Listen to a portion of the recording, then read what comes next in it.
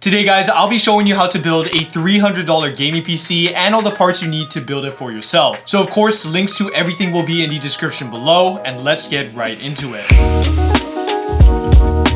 Okay, so starting with the CPU, we have the Ryzen 5 2600, which you can get for around $30 on the used market. And yeah, the reason we went for it is because we are targeting 1080p esports titles, and it's still decent enough for a cheap price. I'm actually still surprised that the 2600 still has that much value. I would think you could get it for a lot cheaper, but in the market we're with, I guess that's just a reality. But yeah, it has 6 cores, 12 threads, and it came out in 2018, so it's pretty much an 8-year-old CPU. But yeah, for what we're targeting, it should work completely fine. I know this is a Ryzen 5 5600 box, by the way, but it's just what the seller gave to me. So yeah, now we have an extra box that isn't even the CPU.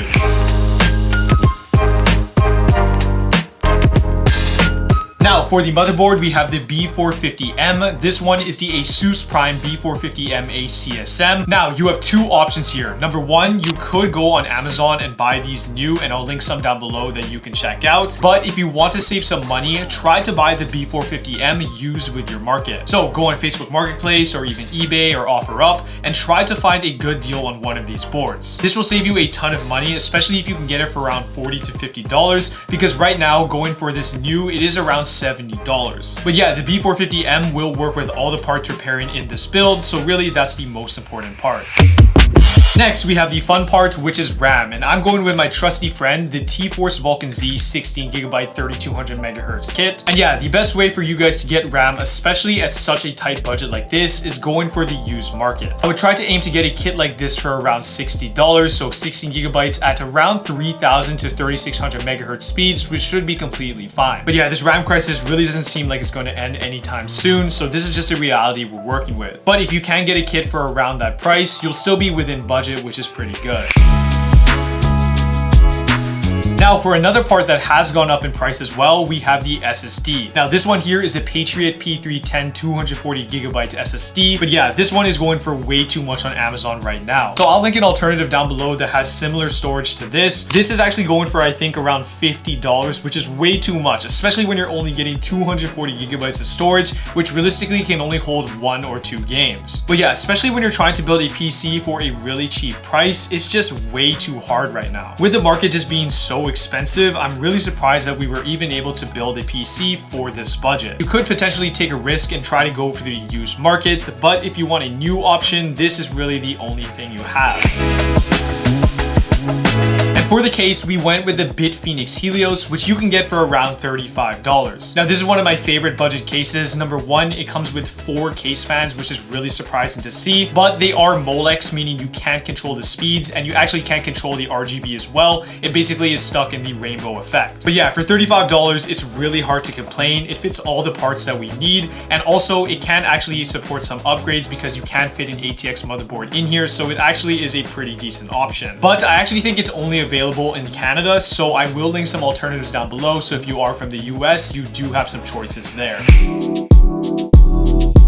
Now, for a very interesting part, we have the power supply, which is the Thermaltake Smart 500 watt. Now, if you do know about the power supply tier list, you probably know that this power supply is rated an F tier, and for good reason. But the reason why we went for this is because it's the cheapest new power supply we can get right now. For $40, you're getting a 500 watt kit, and really, there aren't that many alternatives right now. And yeah, especially for what we're pairing it with our GPU and our CPU that aren't that power hungry, this should be completely fine. But of course, you should never cheap out on a power supply. This is just kind of what we have to do. If you do have a little bit higher of a budget, I would totally recommend going for something different. I have used this power supply in a couple other builds, and honestly, it's worked fine then, so hopefully it will work fine for you too, but that's just something to keep in mind.